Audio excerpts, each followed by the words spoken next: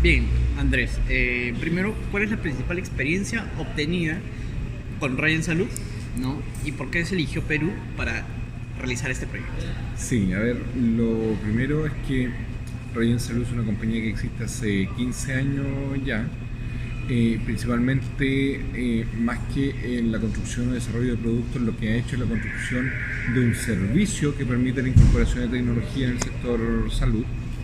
Y esto tiene una variante, porque cuando yo construyo un producto, me preocupo de construir el alcance de ese producto y luego de ver cómo se instala.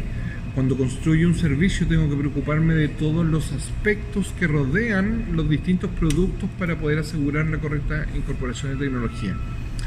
En el caso de Chile, la diferencia que vemos nosotros principalmente es que más que una declaración en términos de los logros que se esperan en instalación de una tecnología, lo que se hizo fue más bien una reforma al sistema de salud y que a partir de esa estructura política y esa estructura nueva de modelos de gestión y modelos de financiamiento del sector salud, se requirió tecnología para poder llevarlo a cabo. Por lo tanto, la transformación digital, como uno la conoce, más bien vino desde el punto de vista de la reforma política del país en este aspecto, y empresas como Radiant Salud aportaron a instalar las plataformas que se requerían para poder sostener ese sistema. Ahora, ¿cómo se hizo en Chile? Básicamente, una vez realizada esta reforma, se diseñó un proyecto, y ese proyecto, que estaba amparado en una estrategia, tenía un financiamiento específico. Por lo tanto, lo que se hace es que se definen primero lo que se llamó tecnología habilitante, o sea, es decir, todo lo que se iba a necesitar para poder llegar a disponer de tecnología. Entonces ahí estamos hablando de computadores, impresoras, enlaces, conexiones a internet, etcétera. Por lo tanto, todo el sector salud quedó con una plataforma, o más bien con una base de plataforma de conexión que permitían luego instalación de sistemas. O sea, prácticamente una base homogénea. Exactamente. Entonces, por ejemplo, tomó todos los centros de salud e instaló un enlace, una red que conecta todos los centros de salud del país. Entonces, cuando los centros de salud están navegando por esta red que se llama Red Minsal, pueden conectarse directamente a los servidores, o si esta red se cae, lo pueden hacer por internet. O sea, es decir, hay una redundancia en términos de conexión. Ningún centro debiera quedarse sin conexión a los sistemas. Luego se definió un alcance, o sea, se dijo la historia clínica compartida, o sea, la historia clínica, perdón, va a tener esto. Y va a tener estos procesos y se va a incorporar de esta manera. Y además eso va a tener ciertos requerimientos que tienen que ver con la disponibilidad de las aplicaciones, los data centers, luego las mesas de ayuda, qué sé yo. Y ahí se presentó un grupo de empresas y quedaron 3 acreditadas. Radiant Salud obtuvo la mejor calificación técnica y económica, o sea, es decir, técnicamente cumplía con todos los procesos y además era la más barata. Ustedes han obtenido el 45% alrededor. Sí, o sea, en el fondo esto, cuando se hace el año 2008 aproximadamente, se comienza con la instalación, y a la fecha en toda la parte de atención primaria, o sea, es decir, todos los consultorios donde se atiende la mayor cantidad de población, ya tiene implementado aproximadamente un 85% de registro clínico electrónico, y esto está separado en empresas de tecnología como Radiant Salud, por ejemplo, y parte que tiene el Estado, con desarrollos que ha realizado al amparo del trabajo que hacen los servicios de salud.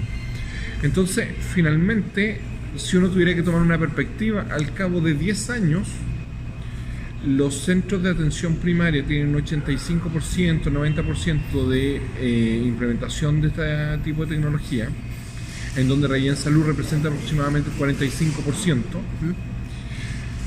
Y a nivel hospitalario, hoy día se ha avanzado en un 45% en términos de historia clínica compartida, o sea, de historia clínica, perdón. Entonces, ¿con qué cosas se ha ido avanzando hoy día? Con interoperabilidad, con business intelligence, con implementación de usos de integración para lo que decía anteriormente, historia clínica compartida, etc.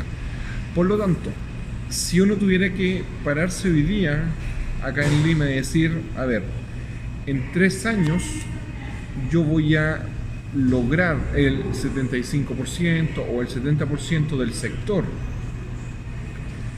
al menos en el ámbito público, que esté implementada el registro clínico electrónico, uno debiera preguntarse más que temas tecnológicos, más bien temas normativos, temas de, ok, ¿cómo se va a separar el sistema de salud?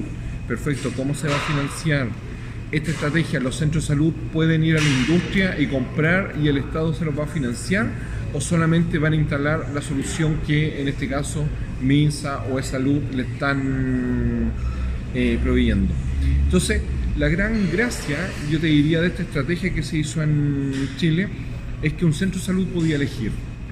O sea, yo voy a un convenio marco y elijo la mejor solución que se adapta a mis necesidades y luego el Estado me la financia. Yo como centro de salud no tengo que financiarla. Sin embargo, ese financiamiento permitía que yo pudiera adquirir una de estas soluciones.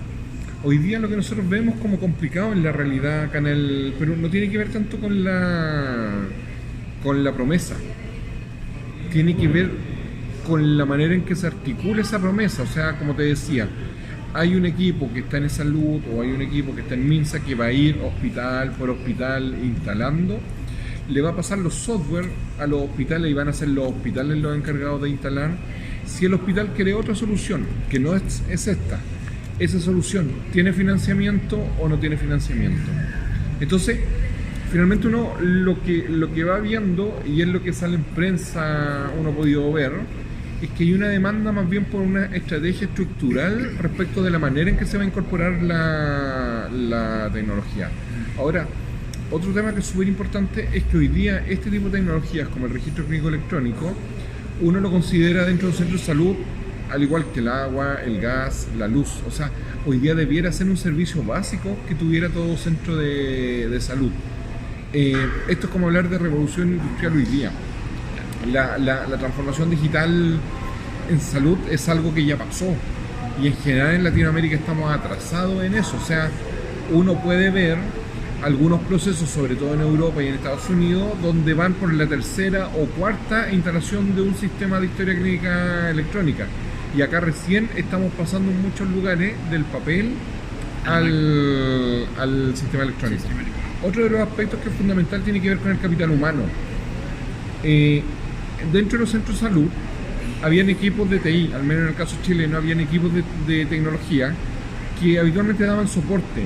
Y esos equipos de tecnología tuvieron que cambiar su lógica y ahora dejar una parte en soporte, pero la otra administrar proyectos. O sea, es decir, la empresa que viene va a instalar, estos van a ser los acuerdos de servicio, así van a ser medidos, se van a pasar multas, no se van a pasar multas, qué pasa con las caídas, cómo existen procesos de contingencia, etcétera. Entonces, el perfil también de los equipos de tecnología cambia de ser alguien que da soporte técnico a los computadores y las impresoras a alguien que gestiona proyectos dentro de los centros de salud, como te decía, principalmente para incorporar tecnología, que no es solo comprarla.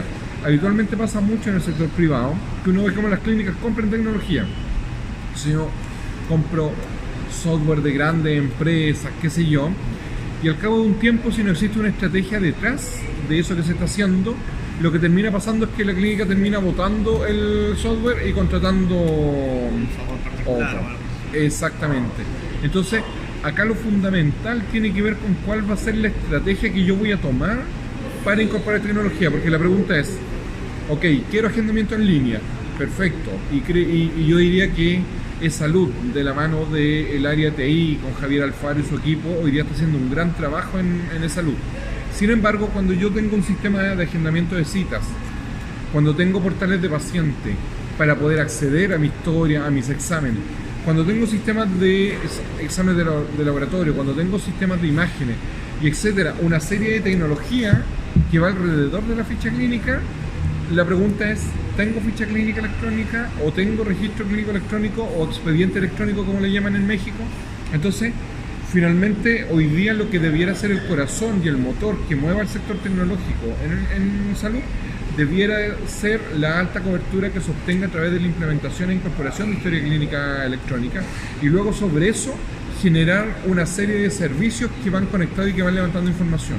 O sea, hoy día nosotros podemos hacer business intelligence o analítica de datos o big data o incluso llegar a escenarios como machine learning o inteligencia artificial. Pero para todo eso necesitamos datos. Y sin datos, que es el corazón, que es la historia clínica de los pacientes, no se puede hacer nada de eso. Y toda la tecnología está disponible. Cuando uno ve el teléfono, cuando uno ve los relojes, cuando uno ve una serie de cosas que hoy día pueden capturar datos tuyos, esos datos debieran ir cayendo a tu historia clínica. Y con esos datos se pudiera o debiera permitir tomar decisiones en el sector salud. Por ejemplo, voy a hacer crecer un 13,5, un 13,9% el presupuesto del próximo año del sector salud en Perú. La pregunta es ¿para qué? Voy a construir más edificios porque como no he tenido la capacidad de absorber la alta demanda asistencial, no he modificado mis procesos y no he implementado tecnología, a lo mejor la creencia es que necesito más edificios. Y la tendencia mundial es que no se necesitan más edificios, lo que se necesitan son separar los sistemas, tener un nivel de contención, tener las urgencias de contención y tener los hospitales aislados con procesos de pertinencia para cuando el paciente sea trasladado o no al hospital. Y para eso necesito procesos, tecnología, reglas de negocio, una serie de cosas que no significa construir más edificios. Porque yo te aseguro que si se construyen más urgencias y se construyen más camas y más hospitales, no necesariamente se resuelve el problema de la alta demanda asistencial que tienen los pacientes hoy día y los tiempos de espera, como esperar 2 horas sentado para que me atiendan o consultas promedio de un médico de 10 a 11 minutos en general. Entonces, ahí es donde uno se comienza a hacer preguntas. Y la verdad es que, al igual que en todas las profesiones, uno toma decisiones buenas y malas dependiendo de la información que dispone. Y la verdad es que hoy día el aumento presupuestario debiera responder a qué información dispongo para poder decir qué voy a hacer. Eso en particular. Claro. ¿Cómo encontraste el modelo hospitalario de Chile y comparándolo efectivamente con el Perú, ¿no? ¿Cuánto te demoró o cuánto demoró en realizar la digitalización ahí en Chile? O sea, es lo que te decía. Hoy día ya van 10 años de implementación de la estrategia. En atención primaria, que son los consultorios que contienen toda la gran demanda asistencial, va en un 85-90%. Y en los hospitales en un 45%. Ahora hay una gran diferencia. O sea, estamos hablando 85% en 10 años.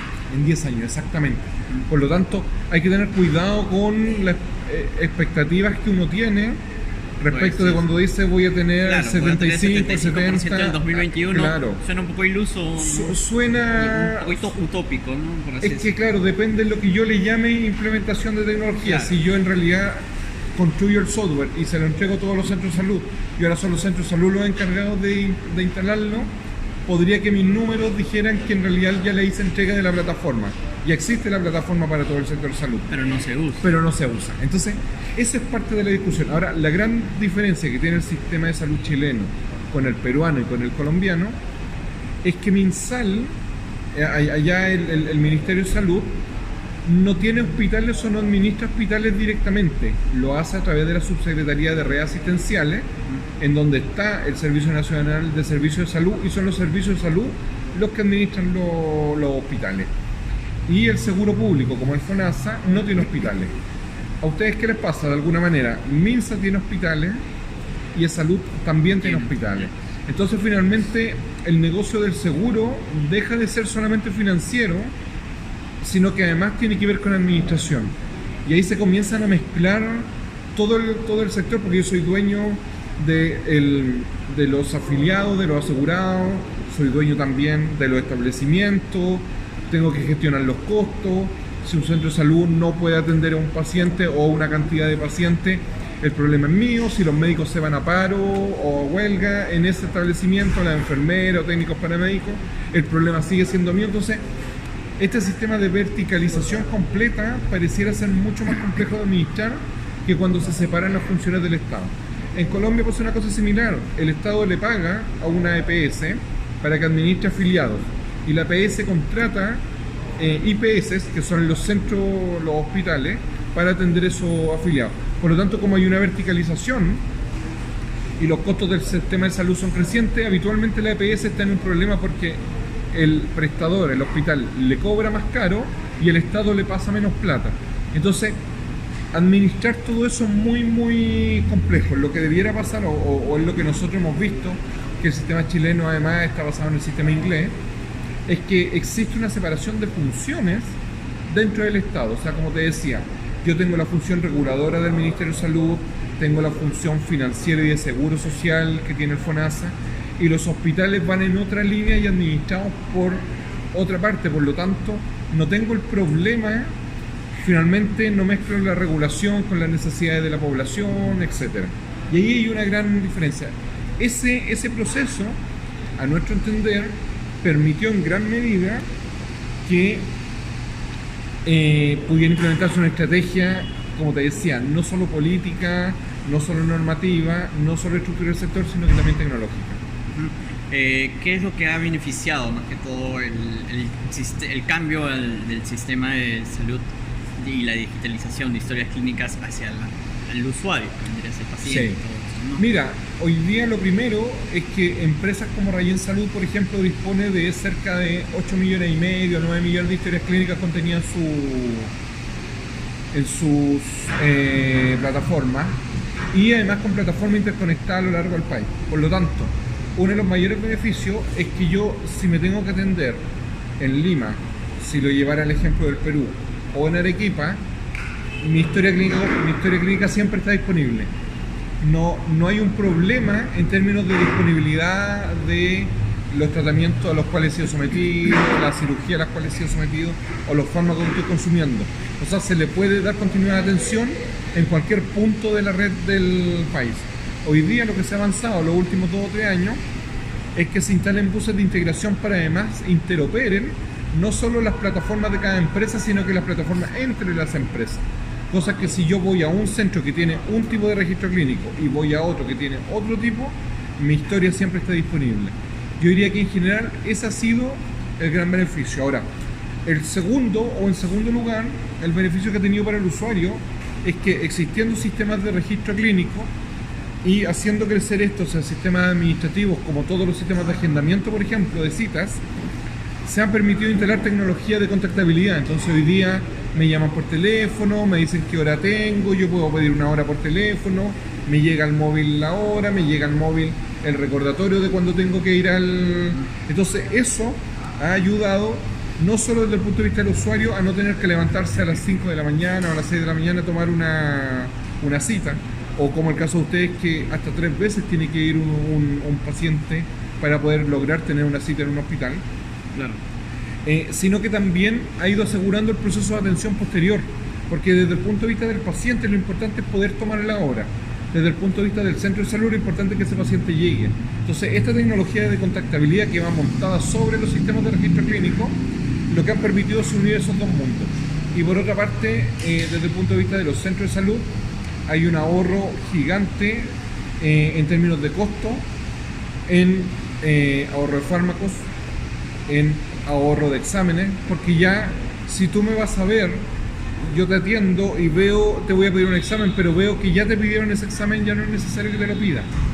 Todos esos ahorros en términos de personal administrativo, en términos de consumo de fármacos, en términos de realización de exámenes, ha permitido, como te decía, evitar la construcción de más centros, pero por otra parte también financiar toda la tecnología de manera automática. O sea, es decir, finalmente hoy día con el ahorro yo puedo pagar la tecnología que se me está generando.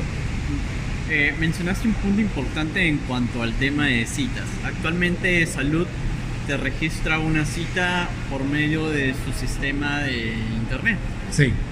Sin embargo, cuando tú solicitas la cita, demora alrededor de 48 horas en brindarte una determinada cita. Claro. Pero esta cita es desde acá 3 meses. Claro. ¿No? Entonces, ¿eso también beneficiaría en la reducción de tiempo de obtener una cita? O sea, por supuesto. A ver, si yo tengo todos los procesos primero ordenados, tengo la disponibilidad de horas ordenadas, sé cuándo un médico va a ir o no a atender, cuándo va a estar en horario administrativo, cuándo va a estar operando, puedo tener la oferta. Si esa oferta yo la tengo conectada a sistemas en línea, el paciente debiera tomar la hora inmediatamente porque está disponible. Finalmente hoy día lo que está pasando es que están pidiendo esta hora, están haciendo una solicitud de hora. Y es el centro finalmente el que igual hace un proceso interno para poder ver en qué hora te la da. Lo otro es que cuando yo tengo sistema automatizado desde la consulta, ya podría dejar agendado el control y no tener que entregarle esa función al paciente, porque el mayor problema se da en pacientes crónicos. Cuando yo tengo un paciente crónico que requiere una atención o una secuencia de atenciones que en general va entre los mensual, 2 meses, 3 meses, etcétera, no puede ser que el paciente tenga que estar pidiendo una hora y esa hora sea para 3 meses más, cuando en realidad el paciente necesita en ese momento la atención porque necesita comprar sus medicamentos, porque necesita chequear cómo está su enfermedad, etcétera. Entonces, ahí hay una serie de elementos, como te decía, que ya no pasan por la tecnología. Los sistemas que ha instalado de salud son muy buenos desde el punto de vista tecnológico, o sea, le permiten a la población acceder a una oferta de horas. ¿Qué es lo que se requiere hacer ahora? Se requiere instalar los procesos que permitan que no sean 48 horas para devolver esa hora, sino que sea inmediatamente. Y lo otro, tener sistemas en todos los centros que permitan automatizar la disponibilidad de horas, o sea, que se conozca que el doctor González va a atender el día lunes entre las 9 y las 13 horas. Claro. Y no que aunque el doctor esté contratado en esos horarios, yo no puedo asegurar que el médico va a estar atendiendo. Y eso tiene que ver con procesos administrativos también. Claro. También mencionaste sobre todo el tema de... me contaste que hace 10 años ya se empezó a digitalizar las cosas en Chile. Sí. Quería saber más que todo desde qué año historias clínicas han empezado a digitalizar. O sea, a partir del 90, 80, porque vemos acá que quizá se archivan mucho las historias clínicas. Sí.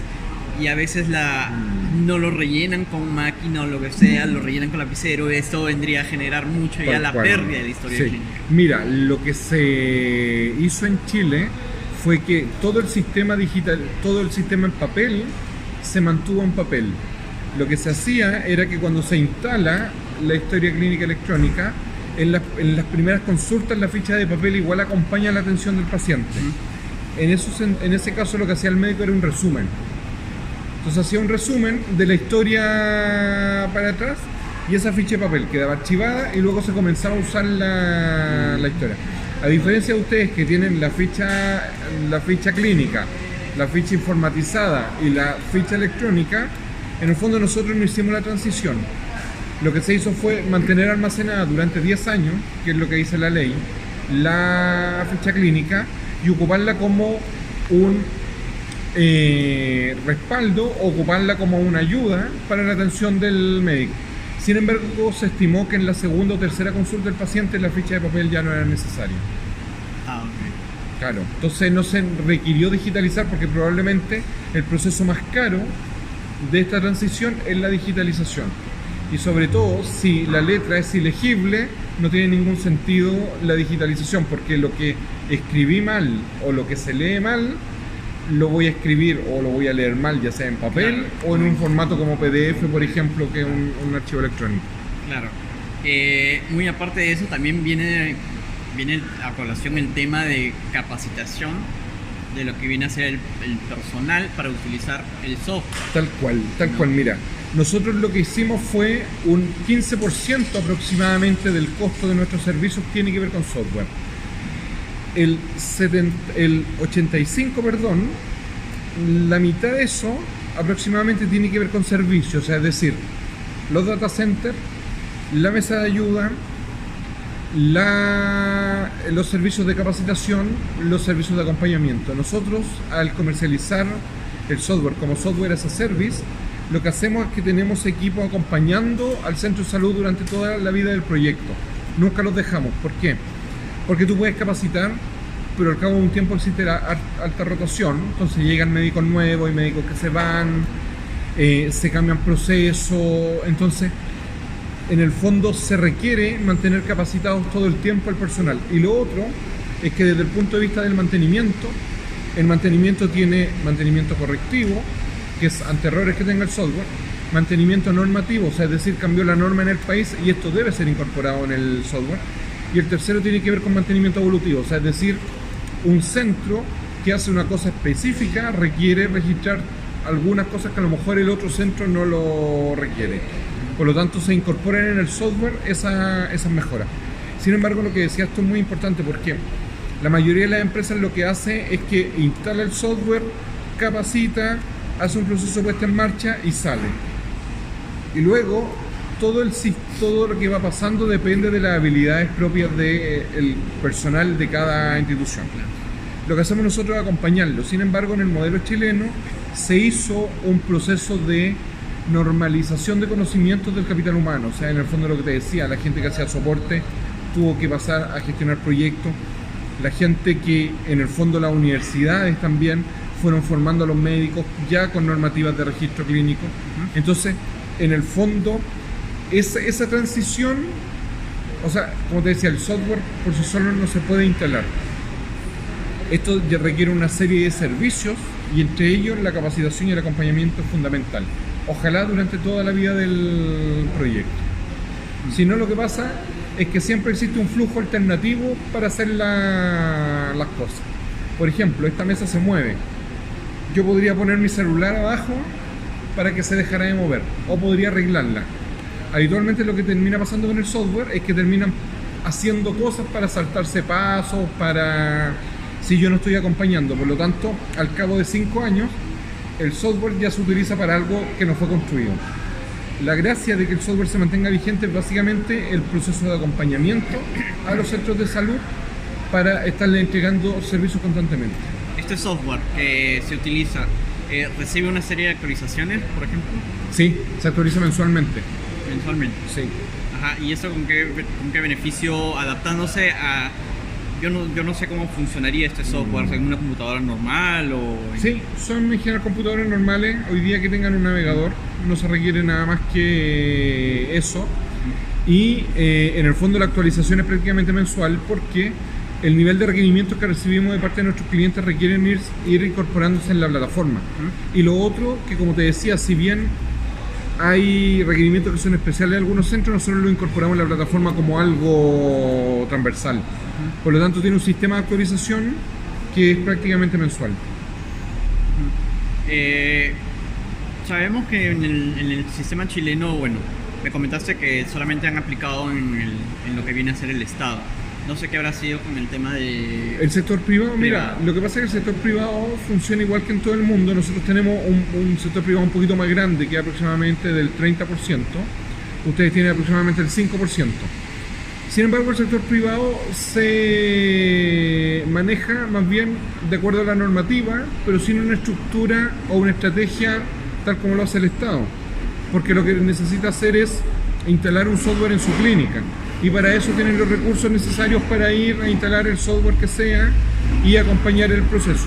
Ahora, lo que nosotros hemos visto que en Chile, las 9 grandes clínicas, en el fondo son las que tienen proceso instalado y tecnología instalada.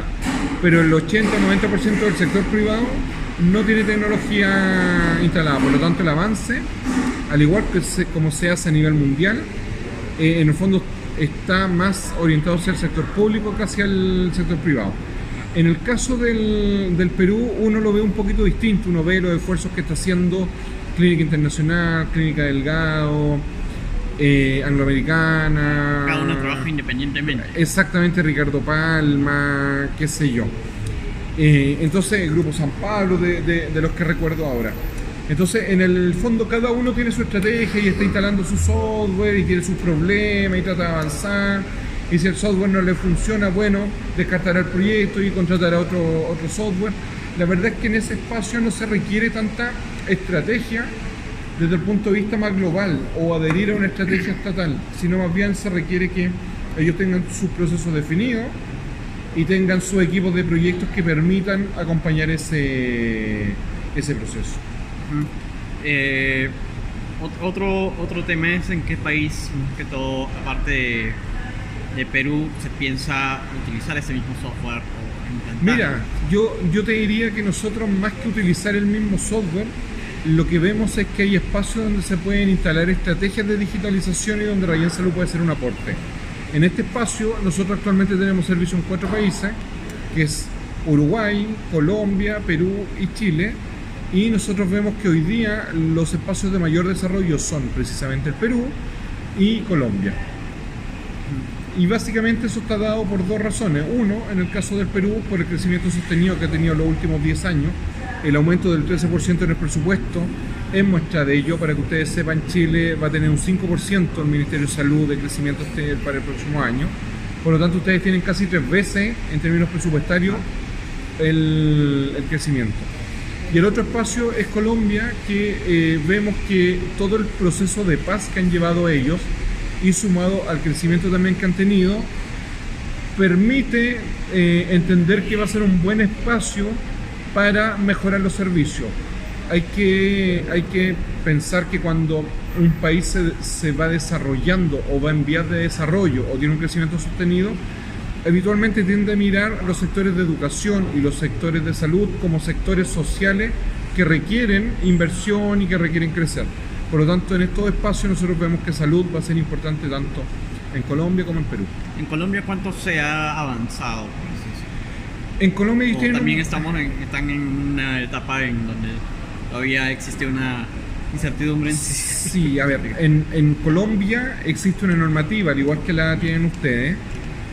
Además, ellos tienen separado el Ministerio de Salud del Ministerio de Ciencia y Tecnología, por lo tanto la tecnología se compra desde el Ministerio de Ciencia y Tecnología, en el fondo bajo la normativa que dicta MINSA, en ese caso, que es un ente regulador nada más. Y finalmente se financian las EPS a través de la incorporación de los afiliados o la asignación de estos afiliados. Por lo tanto, cada EPS tiene su estrategia propia. No existe una estrategia nacional que permita avanzar hacia la incorporación de tecnología, porque todos los centros de salud están concentrados en ciertas IPS, esas ciertas EPS, perdón, que son los seguros privados. Claro. Entonces ahí el modelo es distinto, no se requiere este modelo que está impulsando Perú, que tiene que ver con una estrategia general para homologar el sistema de salud en términos tecnológicos.